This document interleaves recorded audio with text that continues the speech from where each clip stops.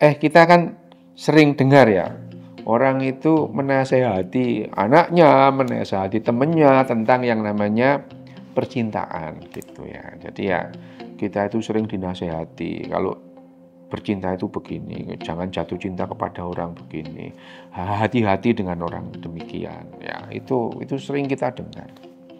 Jadi seolah-olah yang namanya perasaan kita itu bisa kita matikan dengan yang namanya rasionalitas kita. Persoalannya adalah jatuh cinta itu membunuh rasionalitas. Mari kita bahas bersama saya Rio Hasan di Kelas Pakar Malaka.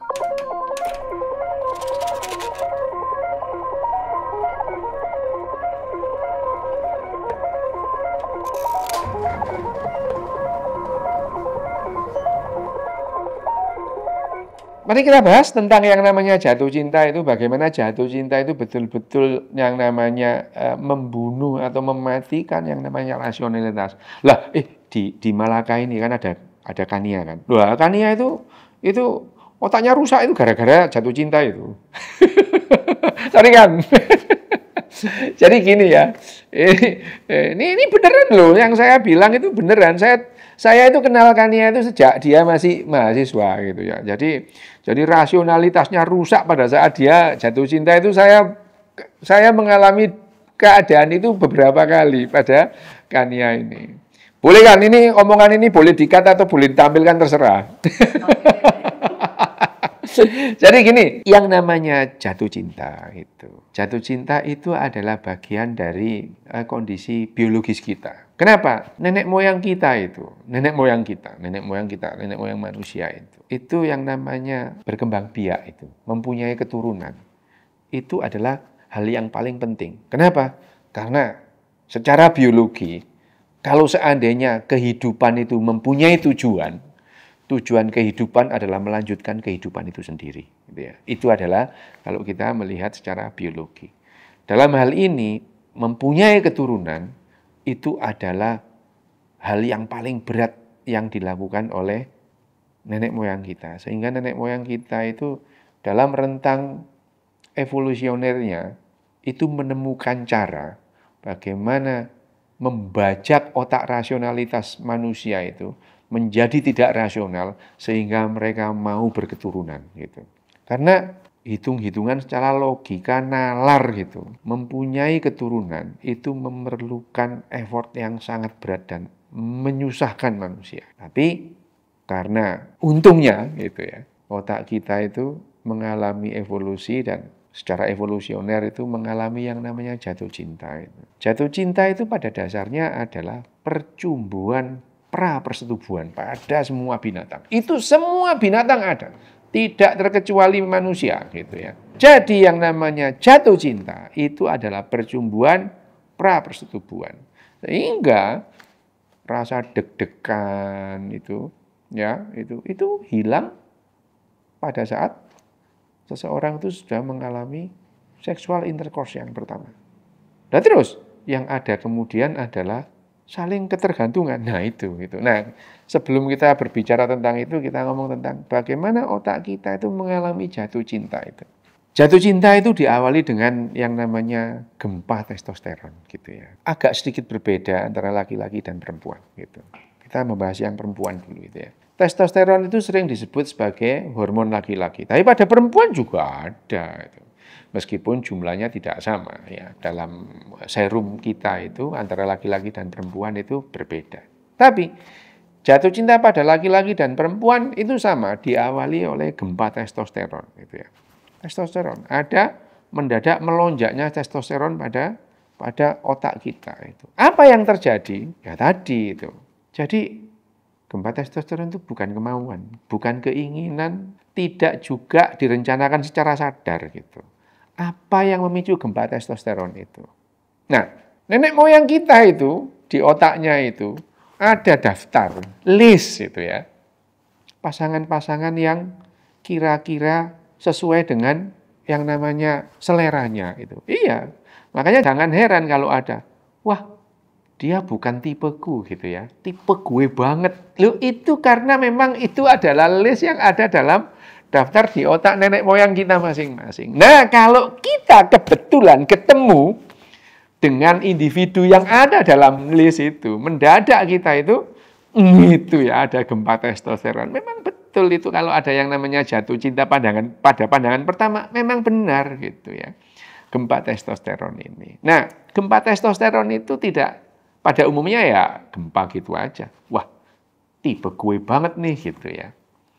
Tapi itu ya, kalau yang bersangkutan itu mendapati respon gitu ya, respon dari orang yang menimbulkan gempa testosteron tadi itu, misalkan sama-sama lihat, lah kok sama-sama yang namanya ada dalam list gitu ya itu. Nah yang terjadi kemudian, ya tidak hanya hilang demikian saja. Kalau gempa testosteron tidak di follow up ya selesai gitu. Tapi kalau ada follow up, nah itu yang ada namanya tadi gempa testosteron, kemudian ada tsunami dopamin. Ini yang kemudian disebut jatuh cinta itu ini. Gempa testosteron yang kemudian dilanjutkan oleh tsunami dopamin ini. Dan follow up terhadap gempa testosteron dan tsunami dopamin itu betul-betul membunuh rasionalitas itu ya. Gitu ya. Bayangin aja itu, tahun 80-an itu pakai sepeda, itu sepeda pancal itu ya. Wah, menempuh 17 km malam-malam jam 11 malam itu hanya melihat genteng rumahnya itu udah seneng gitu. Oh, itu betapa tidak rasionalnya itu. Tapi ini hampir semua orang pernah mengalami ini. Hanya orang-orang tertentu yang tidak pernah mengalami jatuh cinta itu. Tapi pada umumnya orang pernah mengalami senang, terus kemudian waktu terjaganya itu lebih dari 90% itu tertuju kepada orang yang dijatuh cintai ini. Wah, aku mau makan ingat kamu, aku mau mandi ingat kamu itu. Ini bukan sekedar pernyataan puitis, itu terjadi di otak kita ya. Waktu terjaga kita itu betul-betul tertuju kepada orang yang kita jatuh cintai ini ya. Gempa testosteron yang dilanjutkan oleh tsunami dopamin ini tidak hanya berhenti di situ. Gitu. Dia akan membangkitkan yang namanya badai susulan, yang namanya badai oksitosin. Wah, rindunya setengah mati, nggak ketemu itu. Wah, luar biasa. Berpisah itu seperti antara hidup dan mati itu. Wah, benar-benar itu. Ya. Siapa yang pernah jatuh cinta pernah merasakan ini. Begitu. Yang perpisahan itu adalah perjuangan yang luar biasa. Bisa sampai nangis itu perpisahan itu. Kania itu merasakan itu. Pisah itu mau nangis itu.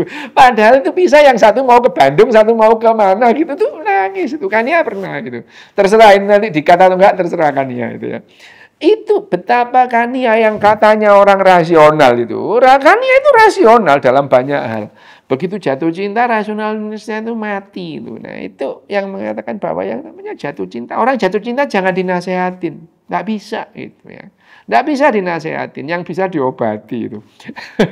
Nah, badai oksitosin ini itu menimbulkan yang namanya rasa rindu dan rasa percaya itu.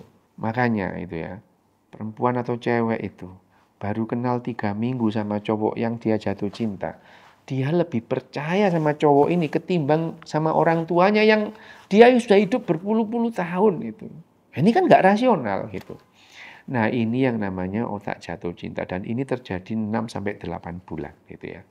Memerlukan waktu 6-8 bulan untuk menurunkan yang namanya badai testosteron, dopamin dan oksitosin. Ini kalau pada perempuan, tapi kalau pada laki-laki gempanya adalah tadi gempa testosteron, dopamin dan estrogen gitu ya.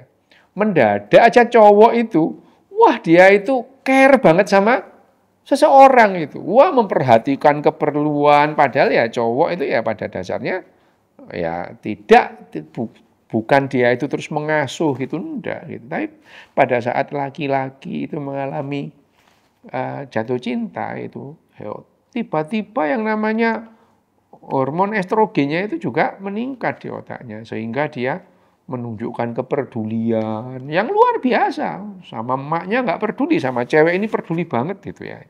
Itu adalah yang terjadi pada otak yang jatuh cinta. Nah, otak yang jatuh cinta ini adalah konsekuensi logis dari kehidupan kita yang dulu pada saat nenek moyang kita pemburu pengumpul. Nah, otak kita itu sama persis itu ya. Sama persis. Meskipun sekarang kita sudah mengalami revolusi kognitif berkali-kali, otak kita tidak serta-merta berubah. Ya sama seperti otak nenek moyang kita pemburu pengumpul itu, yang pada saat mengalami jatuh cinta, ya otak kita jadi tidak rasional gitu ya. Dan ini seringkali menjadi persoalan di masa sekarang gitu ya. Karena narasi yang berkembang, cerita Romeo and Juliet segala macam itu pada dasarnya itu kita berbicara tentang cinta romantis gitu. Sementara cinta romantis itu baru kita kenal itu adalah 200 tahun terakhir gitu. Nah, sebelumnya itu nggak ada cinta romantis itu. Nah, tapi sekali lagi yang namanya jatuh cinta ini itu membuat otak kita tidak rasional. Ini memberikan keuntungan evolusioner, memaksa nenek moyang kita itu melakukan perkawinan, mempunyai anak gitu ya. Nah, sekarang di masa sekarang kita makin paham cara kerja otak, bagaimana orang itu mengalami jatuh cinta. Dan perasaan sakit, misalnya perasaan sakit itu real gitu ya. Beneran ada, perpisahan itu dia sakit gitu. Mengalami sakit gitu, sakau dia. Dan dia ingin mengulangi pertemuan lagi. Dia itu kecanduan pertemuan gitu ya. Gitu. Pada saat jatuh cinta. Itu yang terjadi pada otak kita yang jatuh cinta.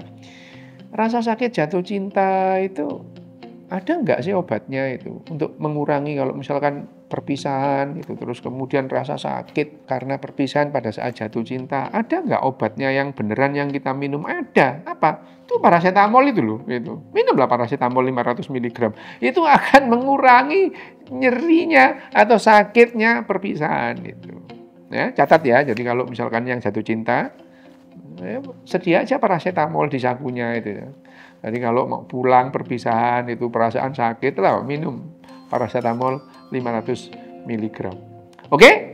Ini yang namanya otak jatuh cinta. Kita sekarang sudah paham dan kita tahu trik-triknya mengurangi rasa sakit pada saat jatuh cinta. Kalau menikmati, dinikmati aja. Oke? Begitu ya?